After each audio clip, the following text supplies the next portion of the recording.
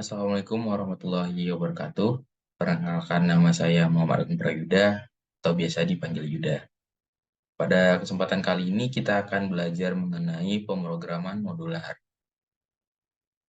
Pemrograman modular itu merupakan salah satu kemudahan yang diberikan oleh Turbo Pascal ataupun Free Pascal terhadap programmer.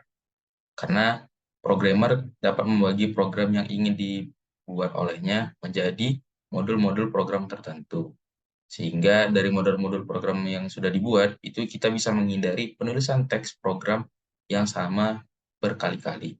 Kemudian dari modul-modul program yang sudah dibuat, itu dapat memudahkan programmer dalam melakukan pelacakan kesalahan dalam program yang sedang dibuatnya. Jadi pada program yang ingin dibuat oleh sang programmer, itu dia bisa mengecek kesalahan itu hanya pada modul-modulnya saja.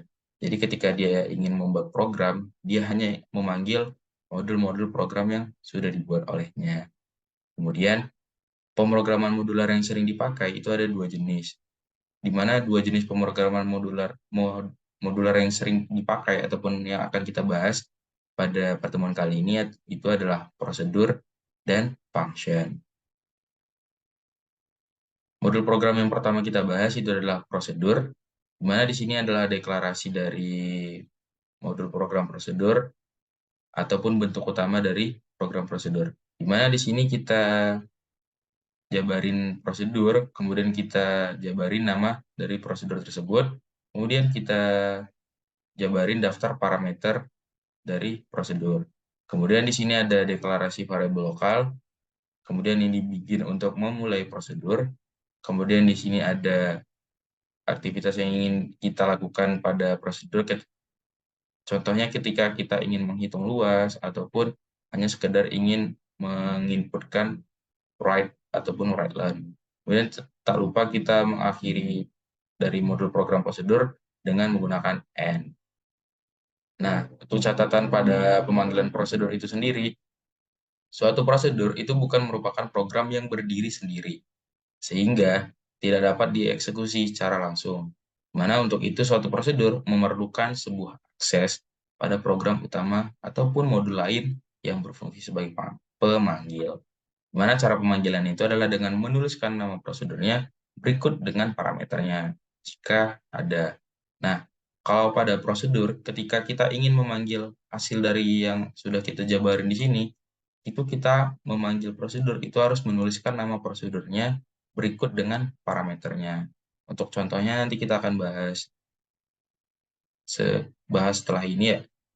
Kemudian kita bahas mengenai dua jenis prosedur dan function pada umumnya, itu diantaranya adalah prosedur pustaka dan prosedur user defined. Di mana prosedur pustaka itu adalah prosedur yang sudah disediakan oleh compiler sehingga programmer tidak perlu membuatnya sendiri. Dari contoh prosedur pustaka yang ada pada Free Pascal itu ada clear screen, itu berguna untuk menghapus layar, kemudian go to exe, di mana ketika kita ingin mengetik pada kolom keberapa dan baris keberapa, dan lain-lain.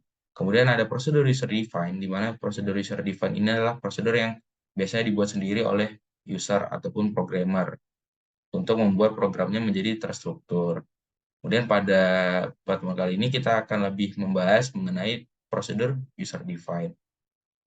Selanjutnya itu adalah hal-hal yang berhubungan dengan prosedur, di mana ada beberapa hal yang berhubungan dengan penulisan sebuah prosedur program. Yang pertama itu ada variabel, di mana variabel itu ada dua jenis, yaitu ada variabel global dan variabel lokal. Di mana variabel global itu adalah variabel yang dapat dikenali di seluruh bagian program biasanya. Di mana variabel ini merupakan variabel yang dideklarasikan pada program umum.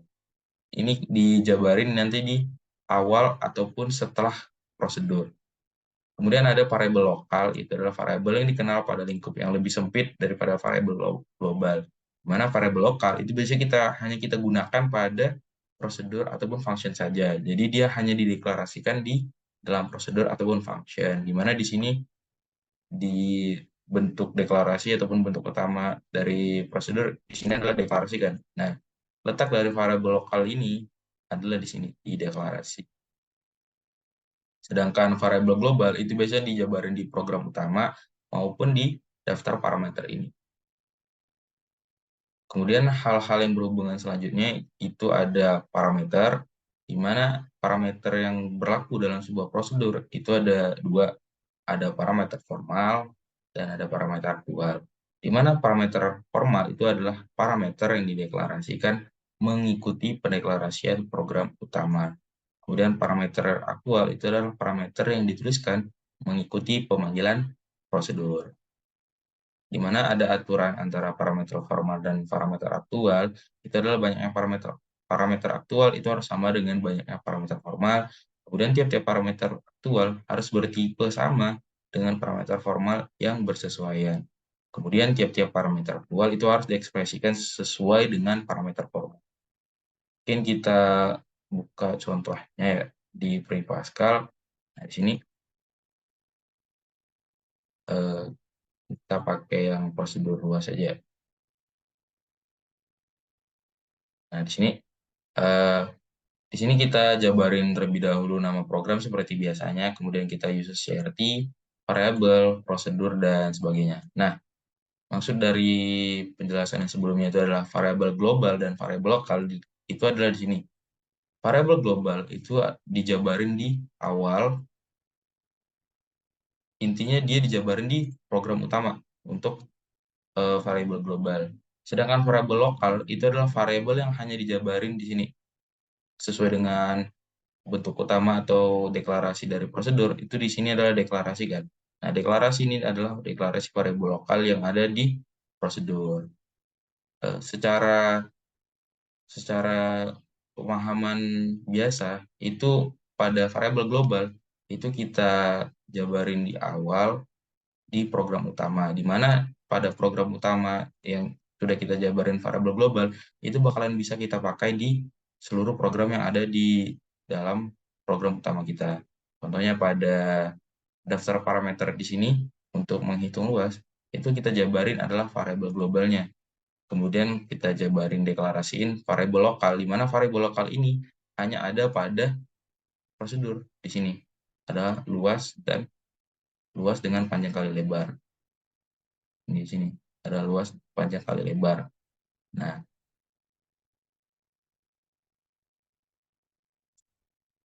kemudian untuk secara mudah ataupun gampang kita memahami variabel global ataupun variabel lokal, pada variabel lokal itu hanya dijabarin di dalam prosedur. Kemudian pada variabel lokal itu perhitungannya hanya ada dalam prosedur.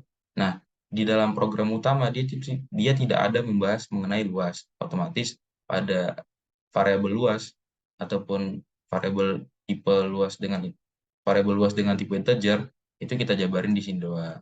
Gitu. Kemudian ada yang namanya parameter aktual dan parameter formal. Di sini penjelasan dari parameter formal itu adalah parameter yang mendeklarasikan program utama ataupun yang mengikuti pendeklarasian program utama, dan parameter aktual itu adalah parameter yang mengikuti pemanggilan prosedur. Nah, maksud dari parameter aktual dan parameter formal itu adalah parameter yang dijabarin di sini di dalam nama prosedur. Nah, sedangkan parameter aktual berdasarkan penjelasan tadi itu didefinisikan sebagai parameter yang dituliskan mengikuti pemanggilan prosedur. Di sini adalah yang bagian ini. Yang ini. Nah, mungkin coba kita hapus dulu. Di sini pada prosedur kita menjabarkan variabel global ataupun parameter formal itu dengan PL integer. Kemudian pada program utama kita menjabarkan sebagai P dan L juga. Otomatis ketika kita ingin memanggil nama prosedur, kita menjabarkan sebagai P, L. Mungkin coba kita run. Nah, di sini panjangnya misalkan kita buat 10, kemudian lebarnya 2. Otomatis dia akan menghasilkan luas sama dengan 20 dari hasil panjang kali lebar. Nah, Yang dimaksudkan dengan parameter formal dan parameter aktual ketika ingin membedakannya, parameter formal itu dia ada di dalam prosedur. Nah, parameter aktual ketika kita ingin memanggil dari prosedur yang sudah kita buat. Nah, di sini adalah P dan L. Ini kita sebut sebagai parameter aktual.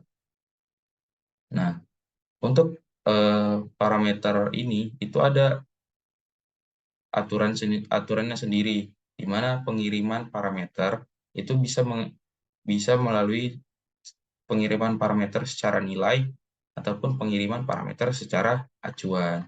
Nah, pengiriman parameter yang biasa digunakan itu adalah pengiriman parameter secara nilai.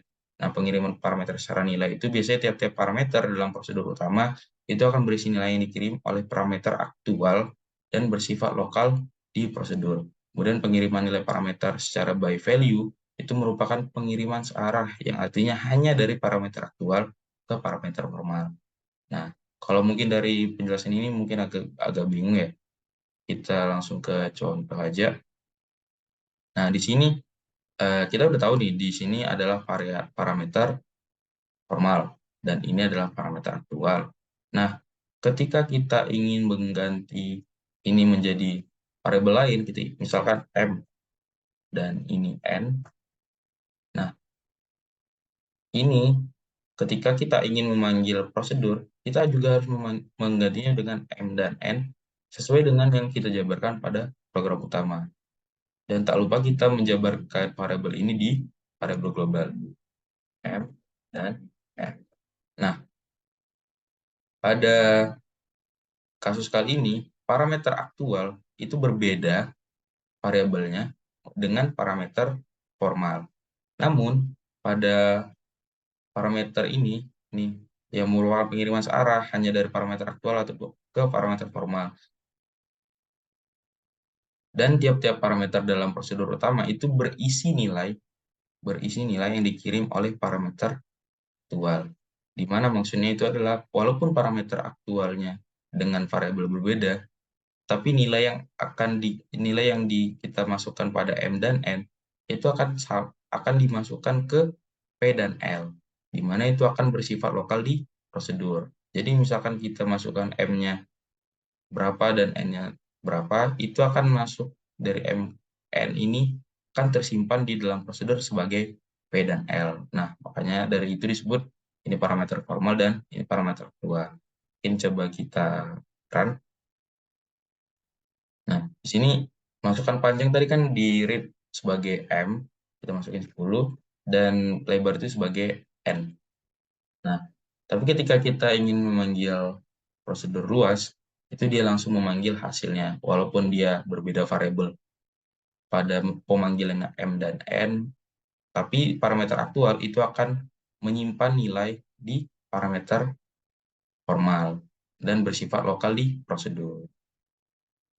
Nah, berikut penjelasan mengenai variabel global dan lokal serta parameter formal dan aktual. Mungkin kita lanjut.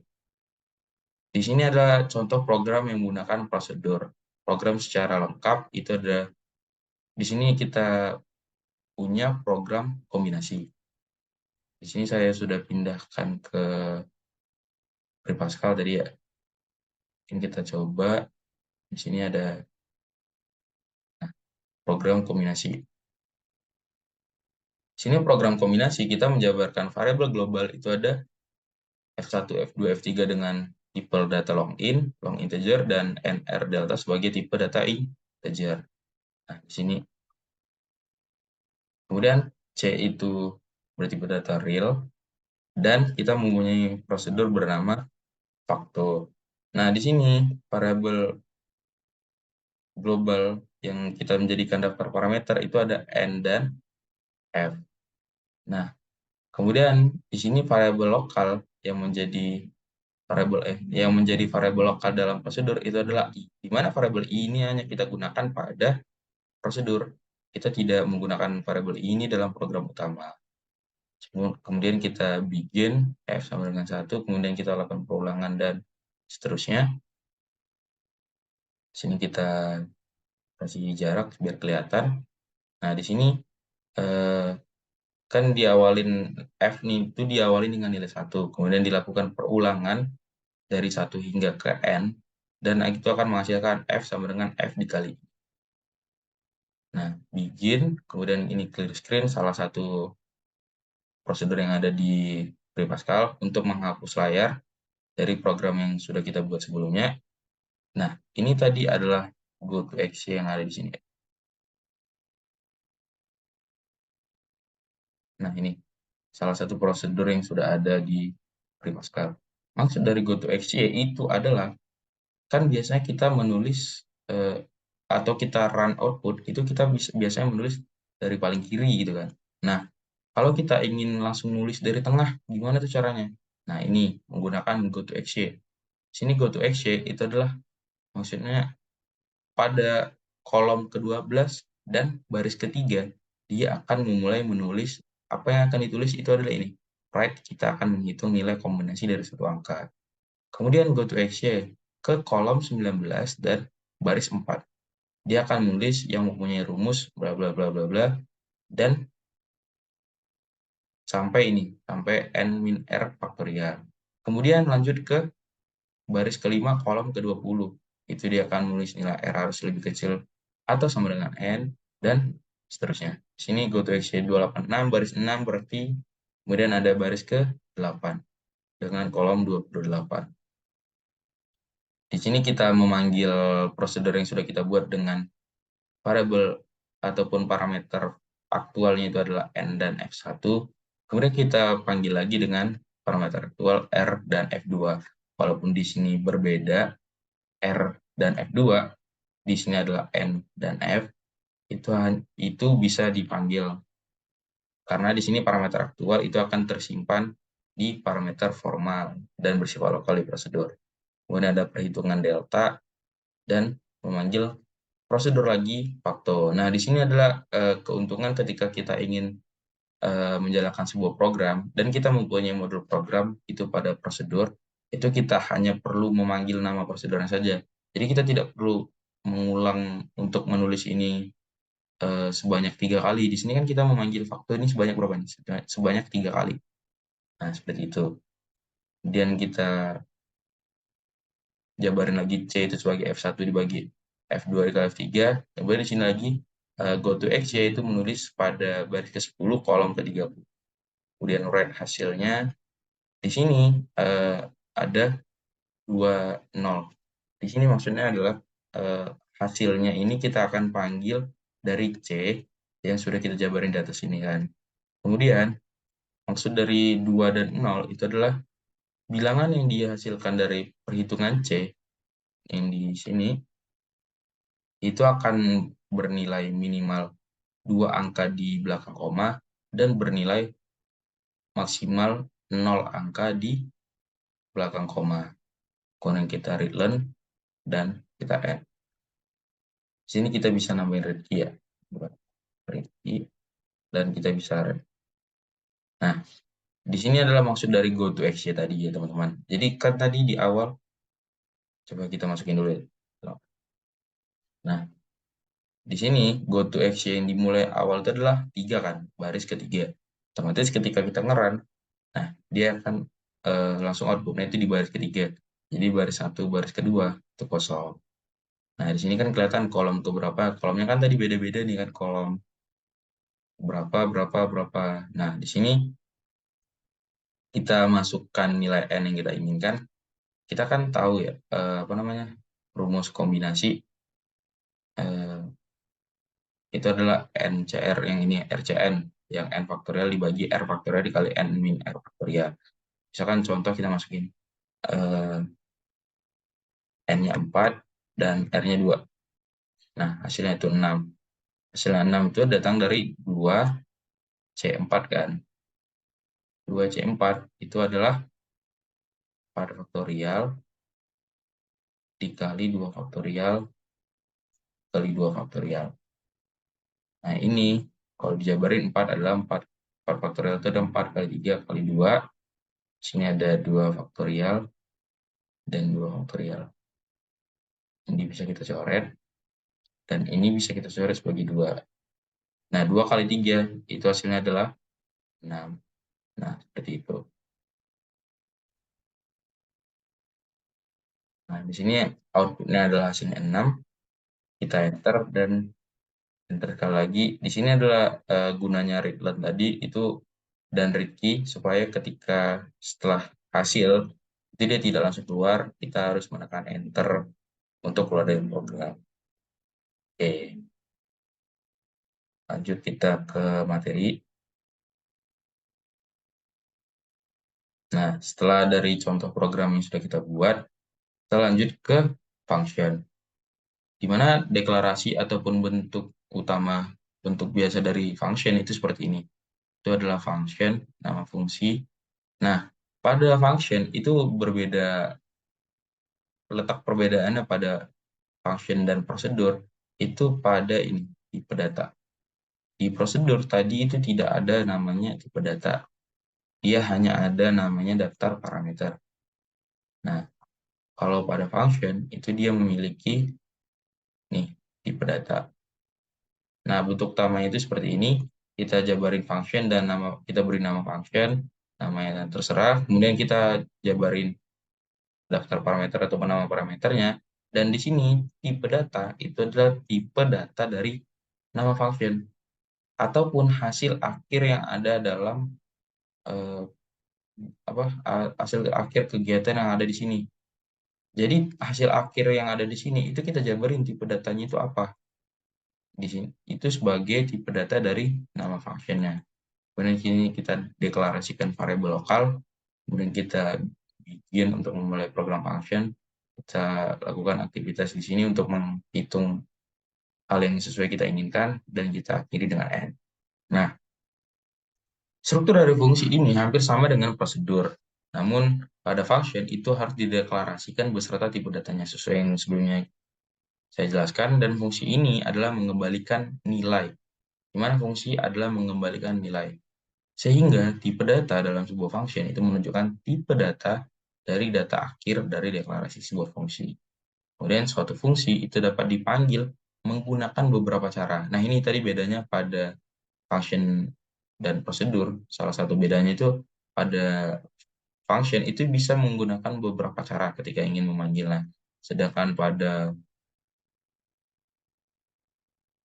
prosedur itu kita hanya bisa memanggilnya itu menggunakan ini. Menuliskan nama prosedurnya berikut dengan parameternya. Seperti yang ada di contoh tadi ya, di sini pada luas. Kita buka dulu ya. Pada prosedur luas, itu kita hanya bisa memanggil prosedur itu dengan cara ini. Nama prosedur dan daftar parameternya. Sedangkan pada function itu bisa banyak cara. Karena ini tadi, function itu adalah mengembalikan nilai. Jadi, eh, output yang dia hasilkan oleh function itu hanya berupa nilai akhirnya saja. Karena nilai akhirnya saja, maka otomatis kita harus menjabarkan hasil akhirnya itu tipenya apa. Nah, karena hasil akhirnya sudah dijabarkan tipenya apa, otomatis kita bisa memanggil function itu dengan beberapa cara. Contohnya, kita menggunakan nama function itu rata, gitu. Nah, pada program ketika kita ingin memanggil function, itu kita bisa menggunakan ini. Kita langsung bisa panggil ini, rata. Kita jabarin variabelnya. Kemudian kita bisa gabungin lagi ini dengan X sama dengan Y tambah rata function. Ini function kan? Terus ini juga write nilai rata-ratanya. Nah, function itu kita panggil di sini, di dalamnya. Tapi kalau pada prosedur yang ini, prosedur ini, itu kita tidak bisa masukin ininya di sini. Kayak kita mau memanggil hitung luasnya itu di dalam write, itu tidak bisa. Karena dia tidak mengembalikan nilai dan dia tidak memiliki tipe data dari prosedur itu sendiri. Dengan function itu memiliki tipe data karena dia hasilnya itu adalah mengembalikan nilai. Sehingga kita bisa dapat memanggilnya dengan berbagai cara. Nah, di sini ada perbedaan prinsip antara prosedur dengan function. Di mana pada function itu nilai yang dikirim balik itu terdapat nama fungsinya. Karena nama fungsi yang digunakan itu untuk menampung nama fungsi yang terakhir kan. Kemudian function itu dapat langsung ditampilkan hasilnya seperti ini tadi. Menggunakan write ataupun write learn, langsung kita panggil hasil dari functionnya. Nah, untuk catatan, untuk keterangan lain yang meliputi macam variabel, parameter, aturan antar parameter, dan cara pengiriman parameter yang sama dengan yang ada pada prosedur, itu tidak perlu dituliskan lagi pada function. Nah, pada modul program yang sudah kita bahas tadi, prosedur ataupun function, itu memiliki beberapa keuntungan. Di mana keuntungan itu yang pertama, itu kita memiliki program yang mudah dipahami. Jadi program yang kita buat, karena kita memiliki beberapa modul, itu kita bisa lebih mudah dipahami nih, dengan membuat prosedur-prosedur yang akan digunakan. Misal, prosedur hitung nih. Nah, di sini kan ada prosedur hitung. Itu program utamanya akan jadi seperti berikut. Itu akan lebih kelihatan lebih sedikit dan itu akan lebih mudah dipahami pada program utamanya karena hanya ya udah kita tinggal manggil hitungnya. Nah, ketika kita ingin cari tahu nih dari mana hasil hitung itu kita bisa lihat prosedur yang sudah dideklarasikan di atasnya. Dimana itu akan terlihat lebih mudah untuk dipahami dari maksud program utama. Kemudian program itu mudah diperbaiki jika terjadi kesalahan. Maksudnya itu adalah ketika kita memanggil beberapa prosedur, contohnya pada yang ini tadi, program kombinasi kan beberapa kali nih, faktor 3 kali manggil nama prosedur. Nah, itu ketika ada kesalahan, itu kita tidak perlu mengganti kesalahan itu di tiga-tiga ini. Karena kita sudah punya prosedur, kita langsung ganti aja di prosedur faktor tadi. Jadi, program itu akan mudah diperbaiki jika terjadi kesalahan karena hanya diganti di satu model program saja. Terus program itu mudah dimodifikasi atau dikembangkan. Nah, ketika kan tadi ini kan mudah diperbaiki. Nah, di sini kita bisa mudah untuk memodifikasinya.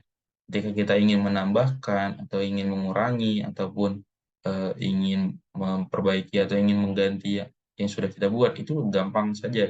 Hanya kita ganti di modul program tadi. Kemudian program akan menjadi lebih ringkas. Nah, di sini contohnya tadi kan faktor. Walaupun faktornya 3 kali dipanggil, ini akan lebih ringkas. Karena sudah dijabarin di sebelumnya tadi kan. Program faktor itu, prosedur faktor itu ngapain, proses perhitungannya. Nah, di sini ada contoh program yang menggunakan function. Di sini ada function faktor, begin dengan variabel, ya, di sini variabel ataupun parameter formal ini adalah n dengan tipe data integer dan ini tipe data dari function. Function itu adalah function faktor. Function faktor memiliki tipe data integer. Otomatis ketika kita ingin memanggil nilai ataupun hasil akhir function, itu kita bisa memanggil faktornya saja. Terus ini ada variabel lokal adalah fact dengan tipe data integer, kemudian begin dengan variabel ini kita jabarin sebagai awalnya dengan 1, kemudian melakukan pengulangan dan melakukan perkalian. Dimana kita tahu kan kalau faktorial itu 4 faktorial, 4 faktorial itu ada perulangan ke belakang kan. 4 kali 3 kali 2 kali 1. Nah, di sini sama untuk perulangan itu awalin dengan 1 dan dia akan berhenti ketika n. Jadi ini kan 1 awalnya. Dia 1 dikali kan 1, berarti 1 kali 1. Lanjut lagi n-nya 2 misalkan. Sekarang kita masukin n-nya 4 nih. N yang di sini. Otomatis dia akan mengalihkan 1 dikali 1 kali 2 kali 3 kali 4. Karena ini sampai n kan. Otomatis hasil dari ini itu akan tersimpan di faktor. Nah, seperti itu. Terus kita jangan lupa n untuk program ataupun model program dari function. Terus kita begin, di sini begin adalah program utama. Biasanya kan program utama itu kita jabarin di awal kan, di bawah uses CRT atau setelah var global. Di sini kita buat function terlebih dahulu, baru kita langsung masukkan program utamanya di akhir. Itu juga boleh. Di sini kita bikin untuk program utama, clear screen, dan write faktorial berapa yang ingin Anda hitung. Itu akan di readline sebagai n. Kemudian kita memanggil, nah di sini perbedaan antara function dan prosedur. Pada function itu dia bisa hanya langsung seperti ini, atau n. Dan ini akan dari function yang dipanggil, itu dia mengembalikan nilai dari hasil yang akhir ini tadi. Seperti itu. Terus readline, terus kita n. Nah, yang terakhir, pembahasan kita itu mengenai rekursi. Rekursi itu adalah, secara singkatnya, itu adalah function yang berulang. Adalah ini proses yang dinamakan sebagai proses rekursi, yaitu proses untuk memanggil diri sendiri. Jadi function itu berulang, tapi terhadap diri sendiri. Seperti itu. Nah, dalam prosedur dan function, proses ini bisa berarti proses berulang yang tidak diketahui dan kapan akan berakhirnya. Nah, contoh paling sederhana dari proses rekursi itu adalah proses mencari faktorial dari suatu bilangan, seperti yang ini tadi sudah kita kerjakan di awal. Nah, ini faktorial n itu kan sama dengan faktorial n dikali n-1, dikali n-2, dikali n-3, dikali n-4, sampai selesai kan. Atau secara gampangnya n faktorial itu adalah n dikali n-1 faktorial. Ini ada apa? Ini jabaran ke sampingnya. Nah, pada program itu kalau ingin kita tulis, itu faktorial 0 sama-sama kita ketahui 0 faktorial itu adalah hasilnya 1 kan. Kemudian ketika faktorial n itu bisa kita jabarin sebagai ini. N faktorial itu kan bisa menjadi n dikali n-1 faktorial nih. Nah, ini merupakan sebuah hubungan rekurens yang berarti nilai satu fungsi dengan argumen tertentu dapat dihitung menggunakan fungsi yang sama, hanya saja dengan argumen yang lebih kecil. Di sini yang bertindak sebagai rekursi itu adalah si ini, n-1 faktorial. Mungkin kita langsung ke contohnya aja ini ya. Nah, di sini contohnya itu uses rt bla bla bla. Terus kita langsung ke function. Nah, di sini function faktor seperti yang udah di atas tadi. Kemudian kita bikin. Nah, di sini seperti yang kita ketahui di awal tadi kan 0 faktorial itu adalah 1, n faktorial itu adalah n dikali n-1. Nah, otomatis kita menggunakan kondisi if else ketika n-nya sama dengan 0 itu hasilnya. N sama dengan 0 dan n sama dengan 1 itu hasilnya 1, dan selain 0 dan 1 itu akan mengulangi rumus ini. Dari faktor itu sama dengan n dikali faktor n-1. Nah, ini faktor n-1 itu bertindak sebagai rekursi.